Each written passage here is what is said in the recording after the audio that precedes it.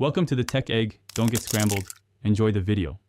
In this video, I will explain how to join trading servers on Discord. First, you'll need to find a reputable trading community. Many servers are listed on platforms like Discord or WAP, or you might find them through social media or recommendations. Before joining, make sure your Discord account is properly set up and verified. Always review a server's rules and guidelines to ensure it aligns with your interests and expectations. This helps create a positive experience for everyone involved. To discover trading communities, start by using search engines to look for Discord trading servers or specific trading niches like Forks Discord or Stock Options Discord. You can also find invite links shared on social media platforms like YouTube or X. Once you have an invite link, simply click it.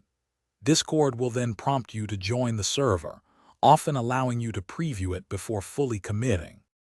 Upon joining a server, your first step should be to read the Welcome and Rules channels. These sections outline the community's expectations and guidelines, which often include rules against spamming or inappropriate content. Some trading servers may require you to verify your identity or agree to specific terms before gaining full access. Once you understand the rules, engage respectfully in relevant channels, whether it's for general chat, trade ideas, or educational discussions. To get the most out of a trading Discord server, actively utilize its resources. Many communities offer educational materials, trading bots, and market analysis to help members learn and grow. Participate in discussions, ask questions, and share your insights to learn from experienced traders. Remember, a good community fosters shared learning and support.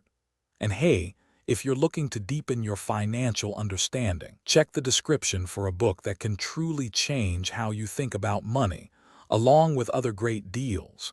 This will help you optimize your trading journey.